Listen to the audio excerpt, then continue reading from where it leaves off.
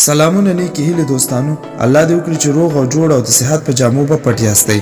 په نننۍ ویډیو کې به تاسو ته وښیو چې څنګه په یو کار کې د فکرونو او چورتونو وهلو په ځای عملی قدم پورته کړو. په دې دنیا کې ستاسو فکرونه، خیالات، پوهه او معلومات په قطعي ډول ډیر قیمت نه لري، خو ستاسو عمل په دې دنیا کې تر ټولو زیات قیمتي شی دی.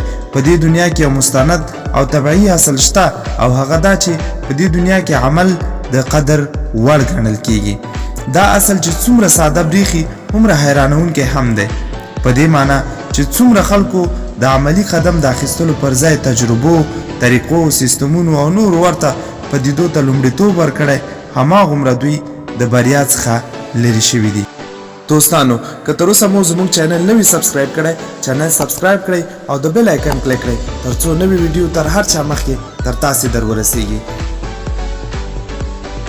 ابراهام لینکن وایي د دې امکان شته چې شاید هغه خلک هم بریا ترلاسه کړي کوم چې د بریا په تمه دي، خو د هغه خلکو بریا ته رسیدل بیخي باوري دي کوم چې همدا اوس عملی قدم پورته کوي. جان رسکن یو امریکایي عالم دی بل وایي چې زموږ فکر، پوهه، معلومات او باور موږ لپاره هومره پایله نه ورکوي څومره چې عمل کول موږ ته تر ټولو ښه پایله راکولی شي.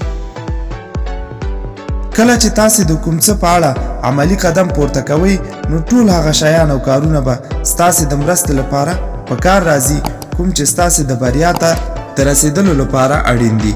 تاسې د عملی قدم په پورته کولو سره نورو ته دا ویلی شئ چې ستاسې دا عملی اقدام څومره سنجیده دی. تاسې به د دې سنجیدګۍ په اساس کولی شئ د نورو خلکو سترګې هم پرانیزئ او د ځان پر خواهی پام راواړوئ. تاسې ته به د خپلو تجربو په مرسته داسې معلومات لاسته درشي چې نه به مو په کوم کتاب کې لیدلی وي او نه به مو هم له کوم چا څخه اورېدلی وي. تاسې ته به دا معلومات هم وشي چې خپل پیل کړی کار یا عملی اقدام مو څومره په تیزۍ سره تر مثبتو پایلو رسیږي. په پای کې باید دا وویل چې کله تاسې د کوم کار په اړه عملی اقدام کوئ نو ټول کارونه به مو په سم او مثبت لوري پرمخ ځي او بریا به مو پکې ضرور وي.